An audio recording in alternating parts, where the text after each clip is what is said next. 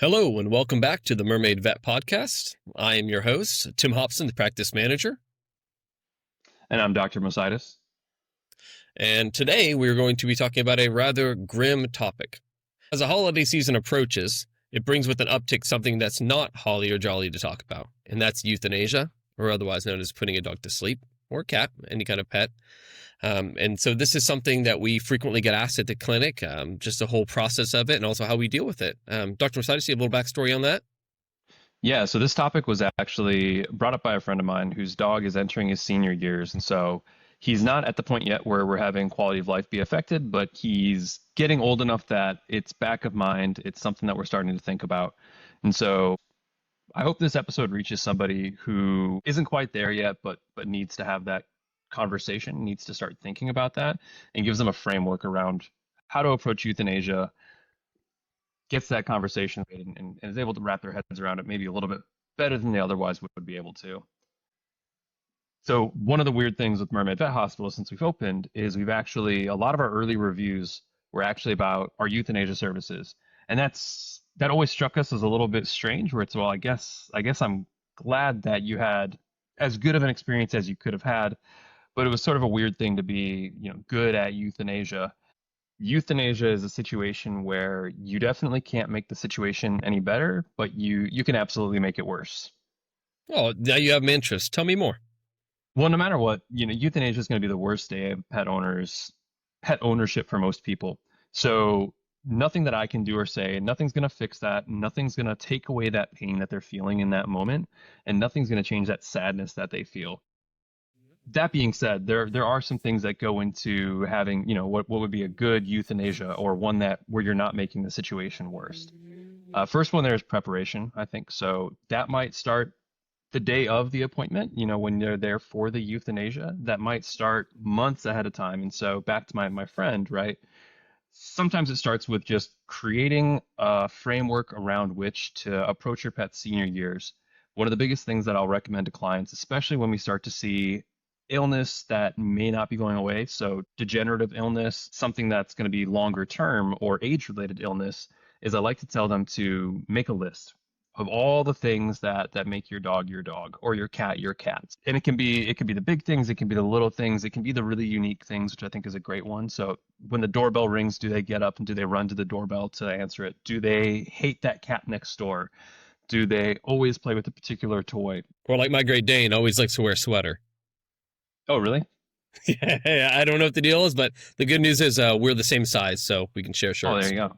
Yep. So is there something that makes them them? Is there a particular food that they'll always go for no matter what? To the point where if they stop displaying that behavior, it comes to your attention, maybe not right away, but after a week or two, and changes kind of who they are at their core, right? The second part of preparation is on the day of the euthanasia appointment itself. It's prepping that pet owner for what is going to happen with each stage of the procedure. What can they expect? Making sure that there's no surprises.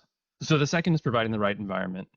That is going to include timing, making sure that they don't feel rushed. Don't schedule it at the very end of the day if you can help it, when everyone has to go pick up kids, has to go do things on the staff side, because staff does have their personal lives, but we want to make sure that as much as we can, we are accommodating them as people, but also making sure that this client has the time that they need to be able to say goodbye properly. It's not something we want to rush. It's not something we'd want to happen to ourselves.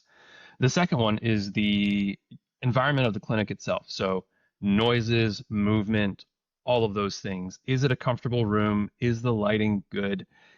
Are there noises coming from the other areas of the hospital? So sometimes we can't control that because there's only so much we have to work with having an older facility.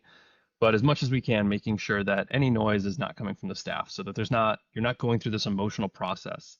And in the background, there's laughter, there's jokes being told, there's people screaming across the treatment area to each other to grab something or to bring something. So we're providing a little bit of a peaceful environment for that client. And then the last one is going to be of that environment is going to be the interpersonal interactions that they have. So is our staff and myself, or the doctor that's attending them, are we approaching them with understanding, with empathy? Are we able to meet them on the emotional level that they're at in this moment? And so that's controlling the environment. And then the third, of course, is just operational efficiency. So, are we getting things done in a timely manner? Are we making sure that that client's not sitting in the room waiting for us, wondering what's happening? Are we doing anything that's taking away from the process that they're going through, right? I don't ever want a client to be present for euthanasia and be thinking, what the heck is going on here, rather than being in the moment with their pet. And then the second part of that is going to be how we arrange things. So we want to make sure that any options, any discussion of aftercare, what they would like done with their pets remains, any payments, anything like that is all taken care of beforehand, so that when they are with their pet, they can be with their pet. And when they come out on the other side, potentially emotionally distraught, that we're not pausing them and taking care of administrative work. Oh, absolutely. And to your point about trying to keep the environment calm, quiet, and respectful, two of the ways that we do it here at Mermaid Vet Hospital is at the front of the office. We have a little candle that the receptionist will turn on. It lights up, and there's a plaque beside it. It just lets you know that, hey, if the candle's lit, please be respectful because somebody's saying goodbye to their loved one. As well, in the back of the office, we have a sign that we hang on the door, and this is a reminder for the staff. The sign says, please be respectful. Somebody's saying goodbye to a loved one, because we would just like everyone to be, as respectful as possible in this difficult time. So now you've discussed what it's like for the client when they come in to bring their pet, and what it's like for them through the euthanasia process. But tell me, what's it like for a veterinarian to have to perform euthanasias? That must be difficult. It is. It's tough. Like there's no way around it. It's a difficult process. It at the same time though, it's kind of an honor or like a privilege to be able to be there in such an intimate moment, to be able to help a client through that, especially somebody that we've seen for years, or a pet that we've seen for years. It's kind of almost like a sacred moment to be there for your client, your friend, to be there for your patient, sometimes also a friend as well at that point. But it's also, it's really, really difficult to be emotionally available and to be present for that client, for that friend, to go through that process, and then pretty often to be able to jump right back into the next room. It might be puppy vaccines. That client might be coming in at a completely different emotional level, and you've got to be able to make that puppy visit really exciting and really happy. And so being able to be present in both of those situations, it can cause some emotional whiplash, but it's something that we go through, and we don't get used to it, but we get better at being able to compartmentalize and have that emotion in that moment, and then let that moment be over in a certain way, and then have the next moment happen. No, absolutely. And I want to focus on the terms you use, emotionally present. Like, what exactly does it mean to be emotionally present to you? So I think that's changed over time for me. I tend to be, when I'm in a good mood, I'm a very outgoing person. And when I'm upset, I look more inwards. I tend to be more introverted.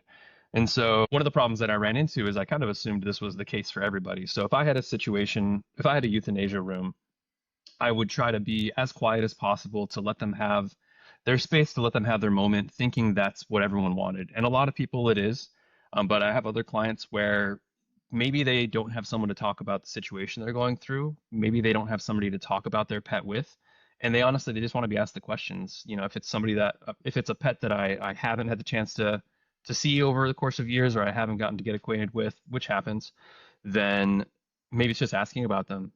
What made them so great? What did you love about them? What are you going to miss? And if it's somebody that I've known for a long time, it's, maybe it's sharing anecdotes of what they were like, some, ridiculous thing they did in the clinic at some time, that you can share those happy moments as well. So I think it's changed to adapting to the client's needs. And that's not something that comes naturally. It's not something we go to school for. It's something that if you try, you develop over time. Yeah. No, I agree. And I've unfortunately and also fortunately been present in the office as well for some of the euthanasias, and they are difficult. Like you said, there's a whole spectrum of them. First time client coming in, it's still very hard. It's not easy to go through. Seeing what's going on, watching the owner. And then I've also seen clients that we love, we see all the time, we talk to at least once a week, say goodbye to their loved ones, and their loved ones for us as well. And I've seen staff very distraught by it, and that's tough, right? Because you don't want to be on autopilot. You want to feel your feelings. You want to be in the moment, but you also want to be able to go home, be able to come into work, and not have that hanging over your head all the time, huh? Yeah, I mean, sometimes too, it's being able to pause, focus on the situation, and feel that feeling later. So that there's days where I've gone home and I've had some moments, little moments of quiet about a case that I saw or a patient that I lost, and that I wasn't necessarily able to have in the moment because I had to move on to the next case. I had to be there for the next owner. No, that's tough.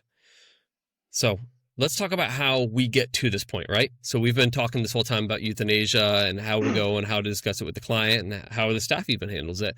But let's talk about helping a pet parent evaluate, go a little deeper on evaluating the quality of life. And knowing when it's appropriate to even consider euthanasia, right? First of all, nobody likes to mention it. So I feel like people immediately go on the defense and have to explain why they're even mentioning it. Like they feel like a bad guy. But that's not the case. That's not always the case. So, I know at home I've got my two older dogs, right? And they're big breeds. So I have an 11-year-old lab and a 9-year-old Dane. And immediately when I tell people I have a 9-year-old Dane, first of all, like, oh, immediately Uh, people are like, oh no. And no, he's doing fantastic. But they're slowing down, right? Like I see the muscle loss in the back legs. I see him having trouble getting up, getting around, getting outside. My lab used to love playing fetch and swimming. And it's kind of hard to get them to do fetch or bringing them back or even catch sometimes. And these are things that I start noticing. These are changes, like you mentioned, things specific to, this is not specific to a lab catching. They all do it, right? But it's what he does. That's who he yeah. is. And I see these things happening. And this is kind of what I'm watching. And for me, I'm also trying to not just think about some of the things he's not doing as much, but also just a decrease, right, in the quality of his life. Is he hurting? Is he happy? Is he still enjoying these kind of things? But so I think I'm personally also, I think, kind of walking the waters and trying to look into when it's time. What do you think? Where should my head be at in this space? Yeah, this is the part that I really hope reaches the pet owners that need to hear it and need to start preparing themselves as their pets are getting older. Mine at home are 7, 8, and 9 right now. And so as much as I hate to admit it, I made a little video about teeth and I had Stormy on there and she's 8 years old right now. And I could see she's got changes. She's got the old dog muzzle now. She's got the old dog eyes, right? And those are age related changes. So that's not necessarily affecting her quality of life. One of the things that's important to differentiate is going to be how do we determine what's an age related change, what's something that's normal versus what's a decrease in quality of life, right? So I've gotten older, I go out, I party less. Most people wouldn't consider that a decrease in quality of life, but it's certainly it's an age related change, right? I'm not as interested in some of the activities I used to be. I certainly can't do some of the activities that I used to. And the same is going to be true for our dogs. So one of the analogies I like to use for it is a sports one, where if you look at a quarterback, so a quarterback in the NFL, over the course of their career, they're going to lose some of that strength, some of that speed, some of those initial beneficial qualities that they had starting their career that maybe made them stand out. But what they're getting in its place is they're getting experience, right? So over the course of a quarterback's career, you'll see them change their play style. Now that's an age-related change, not a decrease in quality of life. Beyond that, once they're out of the NFL, they might be still playing football just at a lower competitive level. Just because you can't play in the NFL anymore doesn't mean that you have a decreased quality of life, but it's definitely an age related change. What the difference would be in this analogy would be taking someone like an NFL quarterback and taking that ability to play it all away from them. So going from having something that your life is really revolved around and you're no longer able to do that. On a veterinary note, there are surgeons that I've met, that I've worked with, that I've known who have developed tremors in their hands as they've gotten older, who have lost their eyesight over time to the point where they're no longer able to do surgery. So it's something like that, right? It's a difference of the thing that made you you, the thing you were passionate about, you're no longer able to do. And so I feel like we're starting to shift away from, the quality of life and into more of a maybe when it's time, right? That's kind of the direction we're headed right now. So is there like a defining moment when when it's time? Like what should pet owners be watching for their sign? If there was a myth that I could dispel, like if I had my one wish on this topic to dispel something, it would be the myth that there is a moment or that you'll know. I've been through this with hundreds of clients. I've been through this unfortunately several times myself, and I can tell you that it's not very common that there's a moment. And usually when there is a moment, it's something happened suddenly or something happened that was a dramatic change. And then but you're definitely not ready for it. or ready to make that choice. So it's uncommon that there will be a moment that you know and you say, this is it, this is the perfect moment. What happens more frequently I see is that when it's undeniable that it's time, a lot of pet owners will go back and say, "Ah, maybe I waited too long. Maybe it was last week. Maybe it was last month." And so rather than a moment, what I try to tell my pet owners about is a window, right? So there's a time when it is a reasonable choice for your pet, where it makes sense, where it's in their best interest, and anywhere in that window makes sense. One of the things that I'll say though is that it's better to be a week too early than a day too late. And why is that? It's because I'd rather prevent their suffering than let them go too long and hurt. So the Hippocratic Oath is first do no harm. That's what I'm looking for with my clients. That's what I'm trying to help them out with. All right, so you're saying it's not a moment, it's more of a window. Well, how do I know when I'm in that window? That's the question. So this is something that's going to be different for every pet as well. It's going to be different for every pet owner, but to try to make a really subjective and really difficult decision a little bit more objective. Over the years, I've boiled it down to a couple criteria that I explain to clients what I look for when I make a recommendation for end of life options. And that first one is going to be suffering. Is there suffering present? And I say suffering, not pain, because it's an important distinction.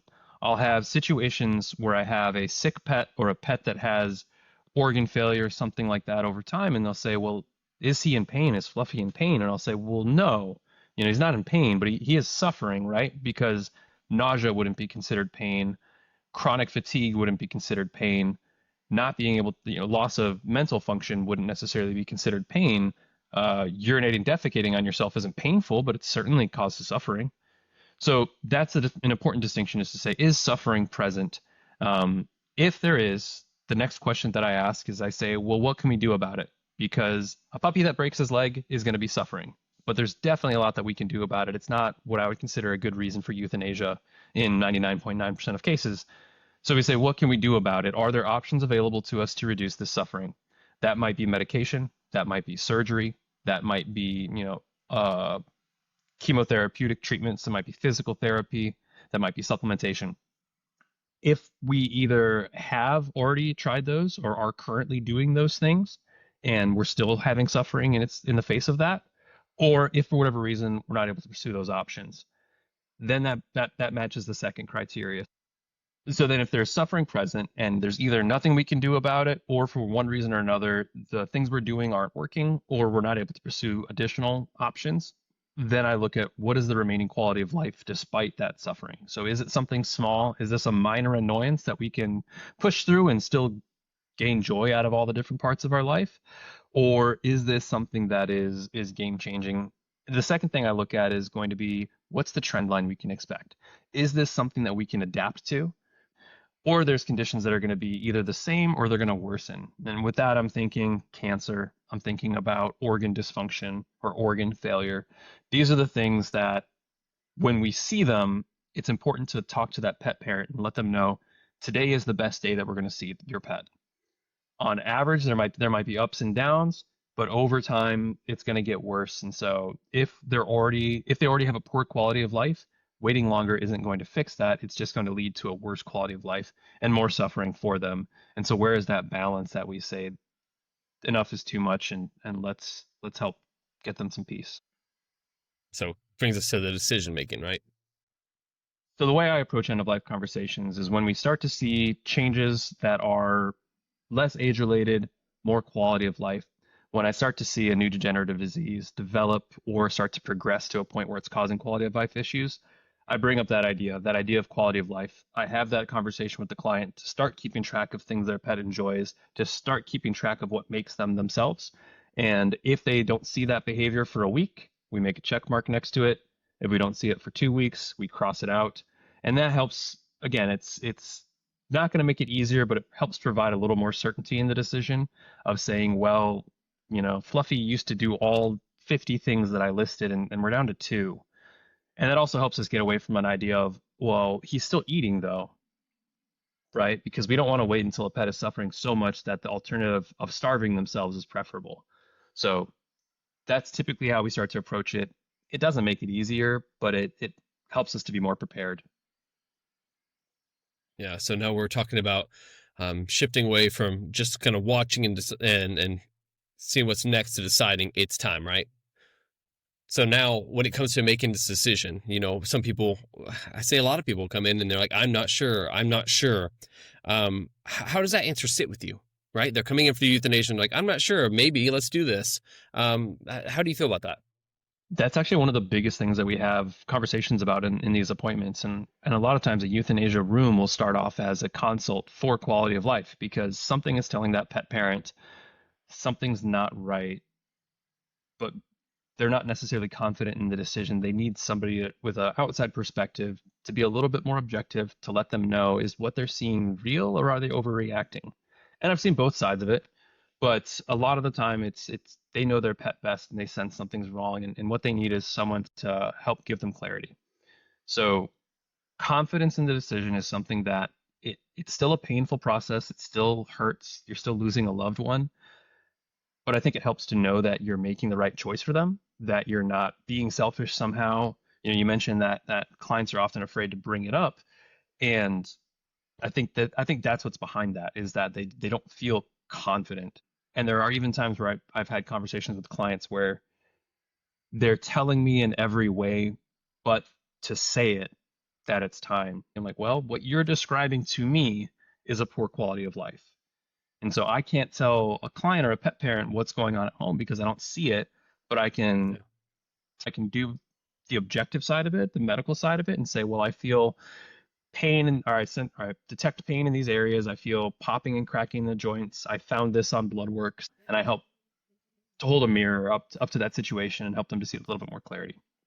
The second reason, or the second way I think confidence is difficult to come by, is when a pet parent knows the situation but isn't necessarily, has a little bit of dissonance or has a little bit of difficulty reconciling what that means. So they know that their pet is suffering, they know that it's time, but they're not comfortable making that decision. And I think that's a completely fair feeling to have, right? We don't make decisions like this in our regular lives. We don't hold that choice over of life or death over something. And so it's not something that comes naturally, nor should it. And so sometimes what that conversation is just letting them know that it's okay, letting them know that sometimes the best choice is just to take away suffering because that's all that's left for us to do. Yeah. And I think that's a big part of the staff's job as well, is respecting the decision, right? If the veterinarian agrees that it's time and allows the euthanasia, then the rest of the staff kind of also agreeing, being respectable, and making sure that we're handling it in the most respectful manner we can. So Right. once an owner decides that they want to euthanize, what should they expect? You talk mildly about the catheter and about the remains afterwards, but could you give us just like a kind of a brief play-by-play what the owner should expect from the time they arrive to the time they leave, as well as any follow-up afterwards? So every clinic does it differently. Even every doctor does their euthanasia approach a little bit differently. There's not necessarily one correct approach.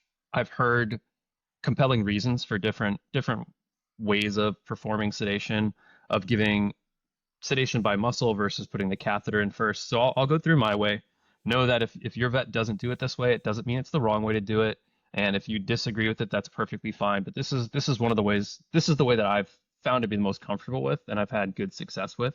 So how I approach it is, we have the conversation. We make sure this is something the client is prepared and ready to do, because sometimes that appointment starts with that being what we're coming in for, and we know for sure, and we just want to proceed.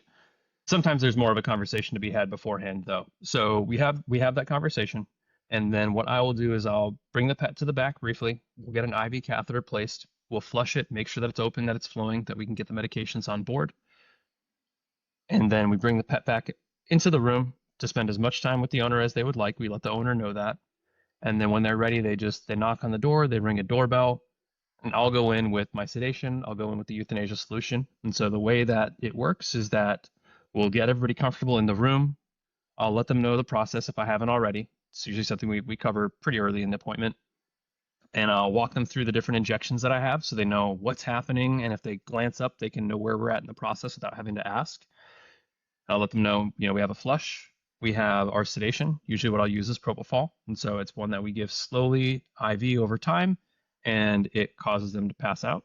It's one of the things that we use for anesthesia as well. It's how we induce regular surgeries, and so I let them know once that medication is on board, their pet is at a surgical level of anesthesia, so they're not feeling anything. And a lot of times, if I have a client that doesn't want to be present for the euthanasia itself, I'll encourage them to be present at least for the sedation, so that they can see their pet fall asleep. They can have that closure, and that they can step away and not see the rest of it. And then I let them know that we have the euthanasia solution. The euthanasia solution that's most commonly used is something called pentobarbital, and so it's a barbiturate.